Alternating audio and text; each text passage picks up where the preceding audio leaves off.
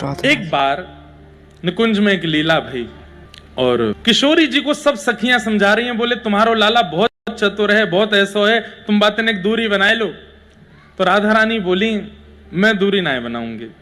तो बोले एक लीला करके देखें, अगर या लीला में तुम्हारो कन्हैया सफल है गयो तो फिर हम आज के बाद वचन दे के कह रही हैं कभी शिकायत नहीं करेंगी। वाकई किशोरी जी बोली कहा लीला।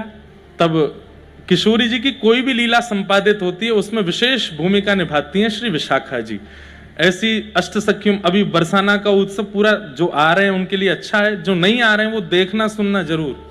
वहां अष्ट सखियों की वार्ता, सबके विषय की बहुत गोपनीय रहस्य जो मंच से बोलने भी नहीं चाहिए, मैं उनको भी बहुत ढक ढक करके थोड़ा थोड़ा कहूंगा ताकि जो योग्य हैं उनको प्राप्त हो। अयोग्यों के लिए तो भैया फिर कहां जाएंगे, इसलिए वो कथा जरूर सुनना। तो किशोरी जी की जितनी भी लीला होती हैं उसमें अष्ट सखियों में जो सबसे थोड़ी बुद्धिमान अगर सखी कोई है जिसको कहते हैं कि तनिक चतुर हैं, वो है विशाखा जी।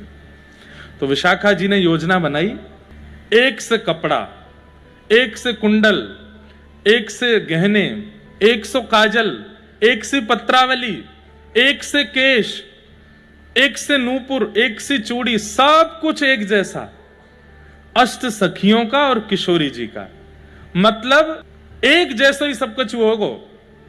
और वहां में ठाकुर जी को ढूंढ के बताओ इनमें किशोरी जी कहां हैं। अगर उनने किशोरी जी को देख के बताए दियो तो फिर हम किशोरी जी वचन दे रही हैं आज के बाद शाम सुंदर को वादना के बाद से हम कभी भी कुछ गलत नहीं बोलेंगे। किशोरी जी बोली वो पहचान जाएंगे। बोले हम देखें ना कैसे पहचानेंगे। अब आप इसमें एक बात विचार कीजिए कि अष्ट सखियां और राधा रानी में कोई विशेष अंतर नहीं है, एक जैसी दिखती हैं सब, बस किशोरी जी का श्रृंगार विशेष होता है इसलिए पहचान में आती है कि ये किशोरी जी हैं।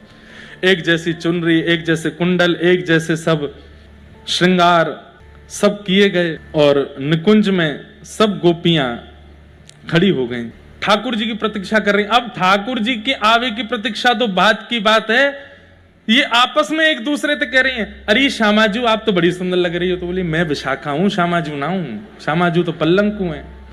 तो दूसरे अरे ललिता जी आप ही हो ना। बोले नहीं नहीं मैं श्यामाजू हूं, मतलब ललिता जी और सब एक जैसी दिख रही हैं, कोई इनमें अंतर नहीं। तब सबने कही बोले अब बढ़िया है, अब एक संग खड़ी है जाओ, नेक देर में श्याम सुंदर आवे वारे हैं और नेक आज इनकी पतो चले कि ये पहचान पाएंगे नहीं। इतने में ही ठाकुर जी को आगमन भयो। ठाकुर जी जैसे ही पधारे आकर के ढूंढन लगे कहां हैं किशोरी जी। हे श्यामाजू, अब वो आठों खड़ी हैं।